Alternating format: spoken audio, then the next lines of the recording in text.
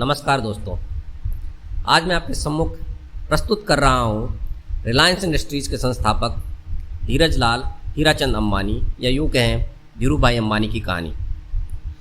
धीरू भाई अंबानी एक प्रसिद्ध भारतीय व्यवसायी थे जिन्होंने रिलायंस इंडस्ट्रीज की स्थापना की।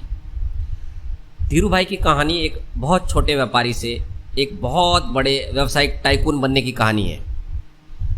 ये कहानी दुनिया के कई लोगों को प्रेरित कर चुकी है और आशा करता हूँ कि आपको भी ज़रूर प्रेरित करेगी।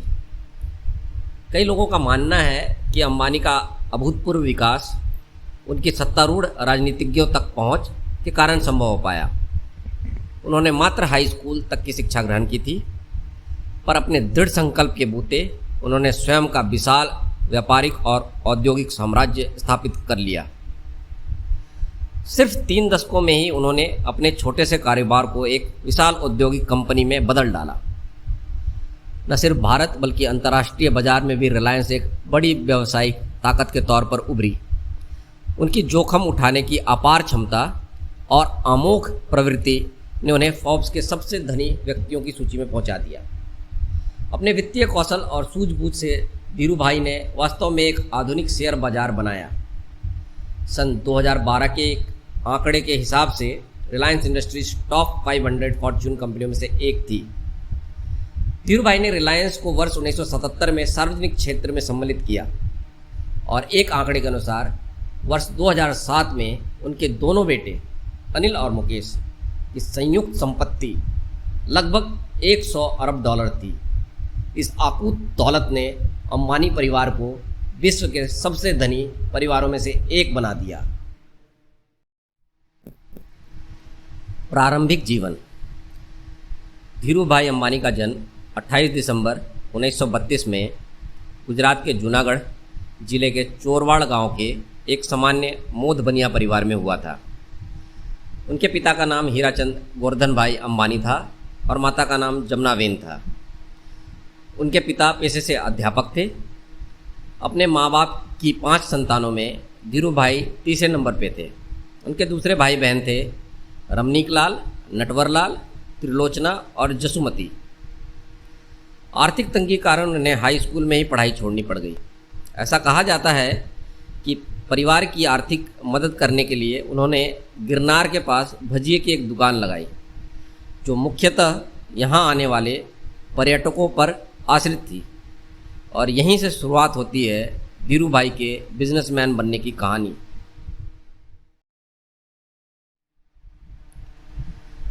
कॉमर्शियल बिजनेस, वाणिज्यिक कारोबार का आरंभ। सन 1948 में 16 साल की उम्र में वे अपने बड़े भाई रमनीक लाल की सहायता से यमन के एडन शहर पहुंच गए। वहां उन्होंने एबेस्सी एंड कंपनी के साथ 300 रुपये प्रति माह के वेतन पर काम शुरू किया। लगभग 2 सालों बाद एबेस्सी एंड कंपनी सेल नामक कंपनी के उत्पादों का वितरक बन गया। तब धीरू भाई को एडन बंदरगाह पर कंपनी के एक फिलिंग स्टेशन में प्रबंधक या यूं कहें मैनेजर की नौकरी मिल गई और फिर उन्होंने कभी पीछे मुड़ के नहीं देखा। रिलायंस कमर्शियल कॉरपोरेशन की स्थापना। इसके ठीक कुछ सालों बाद 1950 के शुरुआती सालों में धीरू भाई अंबानी यमन से भारत लौट आए और अपने चचेरे भाई चंपकलाल दमानी के साथ मिलकर पॉलिएस्टर धागे और मसालों के आयात निर्यात या यूँ कहें इंपोर्ट एक्सपोर्ट का व्यापार आरंभ किया। रिलायंस कमर्शियल कॉरपोरेशन की शुरुआत मस्जिद बंदर के नरसिम्हा स्ट्रीट पर एक छोटे से कार्यालय के साथ हुई। इस दौरान अंबानी और उनका परिवार मुंबई के बुलेश्वर स्थित जय हिंद स्टेट में एक छोटे से अपार्टमेंट में रहता था। वर्ष 1965 में धीरू भाई अंबानी और चंपकलाल दमानी की व्यावसायिक साझेदारी समाप्त हो गई, जिसका कारण था दोनों के स्वभाव में और व्यापार करने के तरीके में विरोधाभास का होना। एक ओर जहां दमानी एक सतर्क व्यापारी थे, वहीं धीरू भाई को व्यापार में जोखिम उठाना पसंद था। रिलायंस टेक्सटाइल की स्थापना। अब तक धीरू भाई को वस्त्र व्यवसाय की अच्छी समझ हो गई थी। इस व्यवसाय में अच्छे अवसर की समझ होने के कारण उन्होंने वर्ष 1966 में अहमदाबाद के नरोड़ा में एक कपड़ा मिल की स्थापना की। यहाँ वस्त्र निर्माण में पॉलिएस्टर के धागों का इस्तेमाल हुआ और इसी के साथ शुरुआत हुई विमल ब्रांड की। विमल अंबानी उनके बड़े भाई रमनीक लाल अंबानी के बेटे का नाम था। उन्होंने विमल ब्रांड का प्रचार प्रसार इतने बड़े पैमाने पर किया कि यह ब्रांड भारत के अंदरूनी इलाकों में भी एक घरेलू नाम बन गया। मैंने और मेरे परिवार ने भी 90 के दशक में विमल के कपड़ों का इस्तेमाल किया था। वर्ष 1975 में विश्व बैंक के एक तकनीकी दल ने रिलायंस टेक्सटाइल के निर्माण इकाई यानी कि उसके मैन्युफैक्चरिंग यूनिट का दौरा किया और अपनी रिपोर्ट में उसे विकसित देशों के मानकों से भी उत्कृष्ट बताया। रिलायंस और स्टॉक मार्केट। धीरूभाई को इक्विटी कल्ट को भारत में प्रारंभ करने का श्रेय भी जाता है। जब 1977 में रिलायंस ने आईपीओ यानी कि इनिशियल पब्लिक ऑफर जारी किया, तब 58,000 से ज़्यादा निवेशकों ने उसमें निवेश किया। धीरूभाई गुजरात और दूसरे राज्यों के ग्रामीण लोगों को आश्वस्त करने में सफल रहे कि जो उनके कंपनी के शेयर खरीदेगा उसे अपने निवेश पर केवल लाभ ही मिलेगा।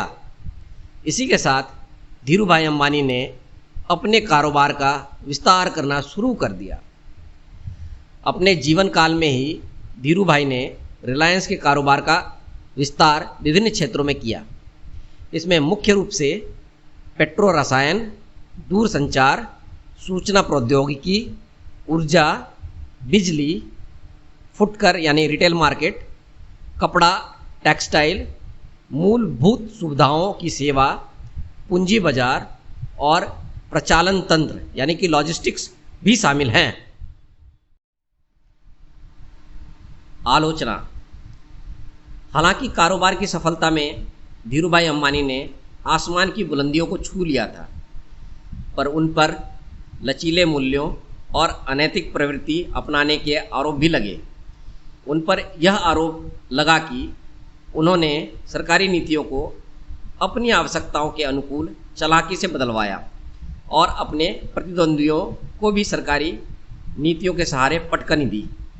मगर धीरूभाई अंबानी इन आलोचनाओं से कहाँ डरने वाले थे।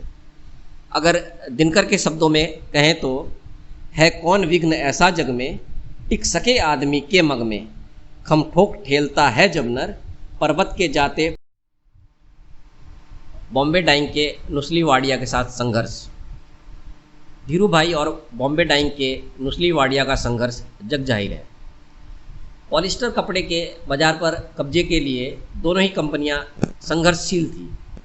यह लाइसेंस राज का दौर था और सब कुछ सरकार की नीतियों के ऊपर निर्भर करता था। धीरूभाई अंबानी को अपनी राजनीतिक पहुंच के लिए जाना जाता था। उनमें योग्यता थी कि वे मुश्किल से मुश्किल लाइसेंस को भी अपने हक में करा लेते थे। इस मामले पर उन पर यह आरोप लगा कि उन्होंने सरकार के साथ साँठ-गाँठ कर अपने प्रतिद्वंदी के लिए अड़चनें पैदा करवाईं।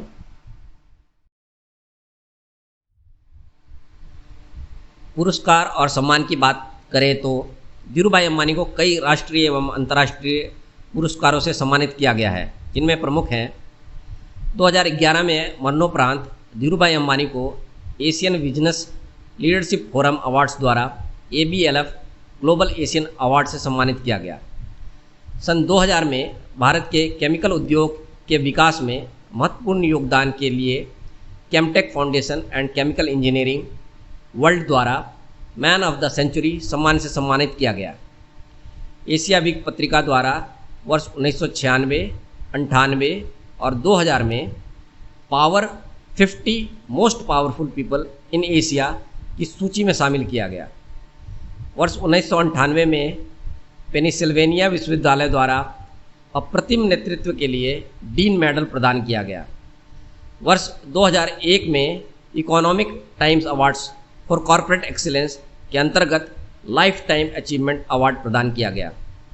Federation of Indian chambers of commerce and industries FICCI द्वारा इन्हें मैन ऑफ 20th सेंचुरी घोषित किया गया है।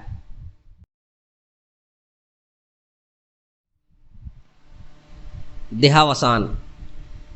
दिल का दौरा पड़ने के बाद धीरू भाई को मुंबई के ब्रीच कैंडी अस्पताल में 24 जून 2002 को भर्ती कराया गया। इससे पहले भी उन्हें दिल का दौरा एक बार 1986 में पड़ चुका था, जिससे उनके दाएं हाथ में लकवा मार गया था। 6 जुलाई 2002 को धीरू भाई अंबानी ने अपनी अंतिम सांसें ली। उनके पीछे उनकी पत्नी कोकिलाबेन और 2 बेटे मुकेश और अनिल और 2 पुत्रियां नीना कोठारी और दीप्ति सलगांवकर हैं।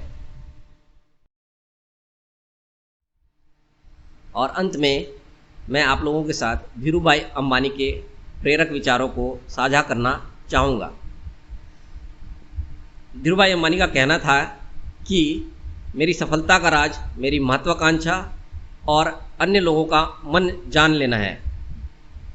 सही उद्यमशीलता जोखिम लेने से ही आता है। कठिनाइयों में भी अपने लक्ष्य को पाने की कोशिश करें। कठिनाइयों को अवसर में तब्दील करें। असफलताओं के बावजूद अपना मनोबल ऊंचा रखें। अंत में सफलता आपको अवश्य मिलेगी। बड़ा सोचें, जल्दी सोचें और आगे की सोचें। विचारों पर किसी का एकाधिकार नहीं है। हम अपने शासकों को तो नहीं बदल सकते, पर जिस तरह वो हम पर राज करते हैं उसे बदला जा सकता है। फ़ायदा कमाने के लिए न्योते की ज़रूरत नहीं होती। यदि आप दृढ़ संकल्प और पूर्णता के साथ काम करें तो सफलता जरूर मिलेगी। कठिन समय में भी अपने लक्ष्य को मत छोड़िए और विपत्ति को अवसर में बदलिए। युवाओं को एक अच्छा वातावरण दीजिए, उन्हें प्रेरित कीजिए, उन्हें जो चाहिए वो सहयोग प्रदान कीजिए। उनमें से हर एक अपार ऊर्जा का स्रोत है, वो कर दिखाएगा। मेरे भूत, वर्तमान और भविष्य के बीच एक आम कारक है, रिश्ते और विश्वास का। यही हमारे विकास की नींव है। समय सीमा पर काम खत्म कर लेना काफ़ी नहीं है। मैं समय सीमा से पहले काम खत्म करने की अपेक्षा करता हूँ। जो सपने देखने की हिम्मत करते हैं वो पूरी दुनिया को जीत सकते हैं। हम दुनिया को साबित कर सकते हैं कि भारत एक सक्षम राष्ट्र है। हम भारतीयों को प्रतियोगिता से डर नहीं लगता। भारत उपलब्धता प्राप्त करने वालों का राष्ट्र है।